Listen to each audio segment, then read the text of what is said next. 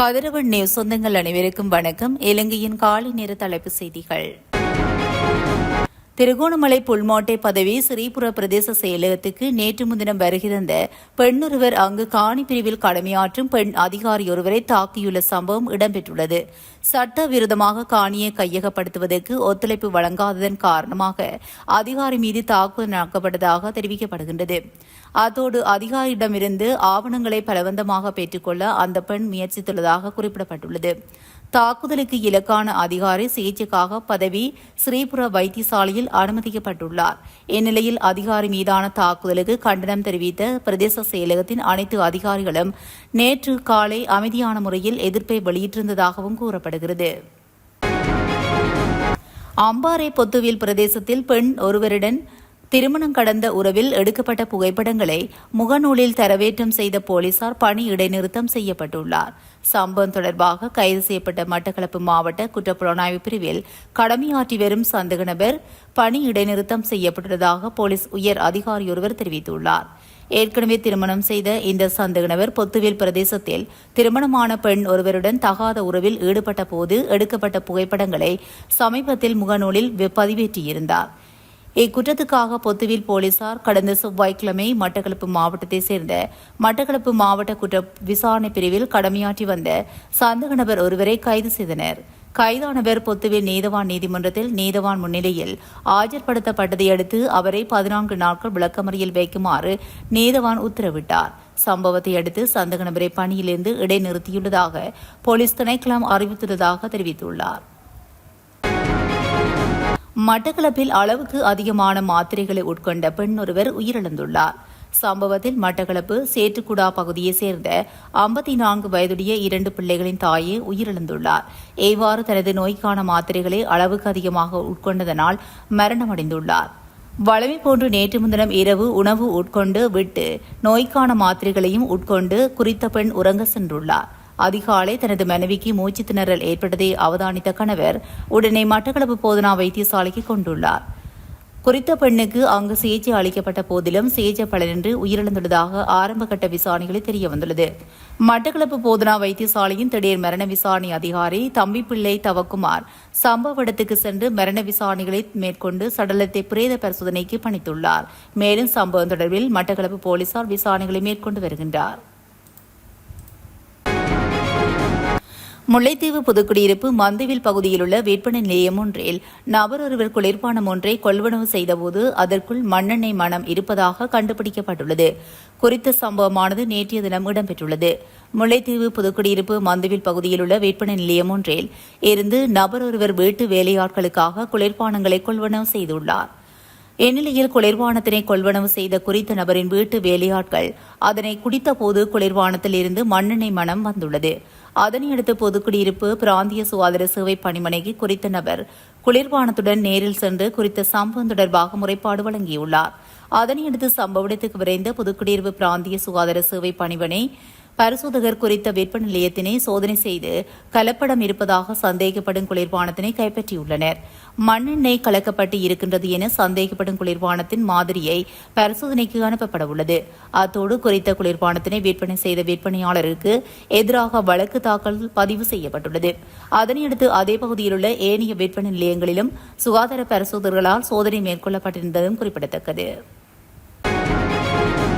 கடந்த ஜனவரி மாதம் கம்பளை தவுளகல பகுதியில் கடத்தப்பட்ட 19 வயது மாணவியை மீட்க முயன்ற இளைஞருக்கு இலங்கை போலீஸ் பாராட்டு தெரிவித்துள்ளது. இந்த சம்பவத்தில் பலத்த காயங்களுக்கு ஆளான அந்த இளைஞர் தனது வீர மீட்பு முயற்சிக்காக இலங்கை போலீசாரால் அங்கீகரிக்கப்பட்டுள்ளார்.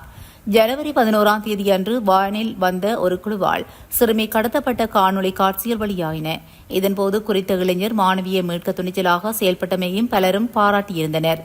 இந்நிலையில் கடத்தலின் முக்கிய சந்தேக நபர் சிறுமியின் தந்தை வழி உறவினர் என்றும் திருமண பிரச்சினைகள் காரணமாக இது நடந்ததாகவும் பின்னர் போலீஸ் விசாரணையில் தெரியவந்துள்ளது. சுகாதார அறிவியல் பட்டதாரிகள் சங்கம் உட்பட பல்கலைக்கழகங்களுக்கு இடையான மாணவர் மன்றம் ஏற்பாடு செய்திருந்த போராட்டம் பேரணிக்கு நீதிமன்றம் தடை உத்தரவு பிறப்பித்துள்ளது. நேற்று பிற்பகல் 2:30 மணி முதல் இன்று மாலை 6 மணி வரை குறித்த போராட்டத்தில் தடை விதிக்கப்பட்டுள்ளது. தொடர்ச்சியான போராட்டங்கள் காரணமாக கொழும்பு நகர மண்டபத்தை சுற்றியுள்ள பல பகுதிகளில் கடும் போக்குவரத்து நெரிசல் ஏற்பட்டு வருகின்றது. இதனால் வீதிகளில் இடையூறு ஏற்படுத்தும் வகையில் போராட்டம் நடத்தப்படுவதாக கூறி நீதிமன்றம் தடை உத்தரவை அறிவித்துள்ளது. கட்டுநாயக்க விமான நிலையத்தில் 6 வயதுடைய பிள்ளையுடன் குடும்பம் ஒன்று கைது செய்யப்பட்டுள்ளது. 2 கோடி ரூபாய் பெறுமதியான குஷ் போதைப் பொருளுடன் இலங்கை வந்த இந்திய தம்பதியே நேற்றைய தினம் கட்டுநாயக்க விமான நிலையத்தில் சுங்க போதைப்பொருள் கட்டுப்பாட்டு பிரிவு அதிகாரிகளால் கைது செய்யப்பட்டனர். சுமார் 30 வயதுடைய இந்த தம்பதியினர் தங்கள் 6 வயது பிள்ளையுடன் கட்டுநாயக்க விமான நிலையத்துக்கு வந்திருந்தனர். அவர்கள் நேற்று மதியம் தாய்லாந்தின் பேங்காங்கில் இருந்து ஸ்ரீலங்கன் ஏர்லைன்ஸின் UL 403 என்ற விமானம் மூலமாக கட்டுநாயக்க விமான நிலையத்தை வந்தடைந்தனர். அவர்கள் 2 சூட்கேசுகளில் சாக்லேட் உரைகளில் சுற்றப்பட்ட 2 கிலோகிராம் போதைப் பொருட்களை கொண்டு வந்திருந்த நிலையில் அவை கண்டுபிடிக்கப்பட்டுள்ளமை குறிப்பிடத்தக்கது. தேசிய போக்குவரத்து ஆணைக்குழுவில் தவிசாளர் பந்துர திலேப விதாரண தனது பதவியிலிருந்து விலகுவதாக போக்குவரத்து அமைச்சின் செயலாளரிடம் கடிதம் ஒன்றை சமர்ப்பித்துள்ளதாக கூறப்படுகிறது. தேசிய மக்கள் சக்தியின் போக்குவரத்து குழுவினர் தலைவராகவும் பணியாற்றும் பந்துர திலீப் விதாரண நாவல திறந்த பல்கலைக்கழகத்தில் விரிவுரையாளராக பணியாற்றி வருவதாக தெரிவிக்கப்படுகிறது. அமைச்சர் பிமல் ரத்நாயக்க தலைமையிலான போக்குவரத்து, நெடுஞ்சாலைகள், துறைமுகங்கள் மற்றும் சிவில் விமான போக்குவரத்து அமைச்சின் கீழ் வரும் நிறுவனங்களின் தவிசாளர் பதவியிலிருந்து விலகிய 3வது அதிகாரி பந்துர திலேப் விதாரண ஆவார். ஏற்கனவே தேசிய போக்குவரத்து மருத்துவ நிறுவனத்தின் தவிசாளராக பணியாற்றிய ருவான் விஜயமுனை மற்றும் தேசிய போக்குவரத்து சபையின் தவிசாளராக பணியாற்றிய ரமல் ஸ்ரீவர்தன ஆகியோர் முன்னர் பதவி விலகியிருந்தனர். இந்த நிலையில் பதவி விலகல் குறித்த காரணத்தை விசாரிக்க பந்துர திலேப விதாரணவை தொலைபேசியில் தொடர்பு கொண்ட போது அவர் வேறு வேலையில் ஈடுபட்டுள்ளதாக கூறி அழைப்பை துண்டித்துள்ளதாக தெரியவந்துள்ளது. இலங்கையில் உள்ள பல்கலைக்கழகங்களின் நுண்கலை மற்றும் குறிப்பிட்ட சில சிறப்பு பட்டப்படிப்பு அனுமதிக்கு தேவையான பொது உளச்சார்பு மற்றும் செயல்முறை பரீட்சைகளுக்கான பொதுமைப்படுத்தப்பட்ட பரீட்சை முறையொன்று அறிமுகப்படுத்தப்பட உள்ளதாக தெரிவிக்கப்பட்டுள்ளது.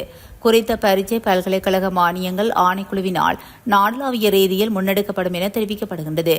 இதுவரை காலமும் அந்தந்த பல்கலைக்கழகங்கள் தனித்தனியாக மேற்கொண்டு வந்த இந்த தெரிவு பரீட்சைகளை இனி பரீட்சைகள் திணைக்களம் நடத்தும் வாய்ப்பு உள்ளதாகவும் தெரிவிக்கப்படுகிறது. இந்த மாற்றம் குறித்த முக்கியமான கலந்துரையாடல் ஒன்று எதிர்வரும் ஏப்ரல் 1ஆம் தேதியன்று நடைபெறவுள்ளதாக தெரிவிக்கப்படுகிறது. இதுவரை நுண்கலை, மொழிபெயர்ப்பு கற்கைகள், விளையாட்டு விஞ்ஞானம் மற்றும் உடற்கல்வி போன்ற பாடப்பிரிவுகளுக்காக ஒவ்வொரு பல்கலைக்கழகமும் தனித்தனியாக பொது உளச்சார்பு மற்றும் செயல்முறை பரீட்சைகளை நடாத்தி வந்தன. ஆனால் நாடாளுமன்றத்தின் பொது நிறுவனங்களுக்கான குழுவின் பரிந்துரைகள் மற்றும் முறைப்பாடுகளின் காரணமாக பல்கலைக்கழக மானியங்கள் ஆணைக்குழு பொது முறைமையை பின்பற்ற திட்டமிட்டுள்ளது. இந்த மாற்றத்தை நடைமுறைப்படுத்துவது தொடர்பாக எதிர்வரும் ஏப்ரல் 1ஆம் தேதியன்று ஆணைக்குழு அலுவலகத்தில் உயர்மட்ட கலந்துரையாடல் ஒன்று நடைபெறவுள்ளது. இந்த கலந்துரையாடலில் பரீட்சைகள் திணைக்கள ஆணையாளர் நாயகம், பல்கலைக்கழக மானியங்கள் ஆணைக்குழு அதிகாரிகள், பல்கலைக்கழகங்களின் துணைவேந்தர்கள் ஆகியோர் பங்கேற்று பரீட்சைகள் திணைக்களத்தின் கீழ் இந்த பரீட்சைகளை நடாத்தும் வாய்ப்புகள் தொடர்பில் ஆராய உள்ளனர். இந்த மாற்றம் மாணவர் தெரிவில் வெளிப்படைத்தன்மை, ஒருமைப்படைப்பு மற்றும் சமத்துவத்தை உறுதி செய்வதுடன் தற்போதைய முறையில் உள்ள குறைகளையும் சரி செய்ய உதவும் என நம்பப்படுகின்றமை குறிப்பிடத்தக்கது. இத்துடன் காலை நேர தலைப்பு செய்திகள் நிறைவடைகின்றன. தொடர்ந்தும் செய்திகளோடு இணைந்திருக்க கதிரவன் நியூஸுடன் இணைந்திருங்கள். நன்றி, வணக்கம்.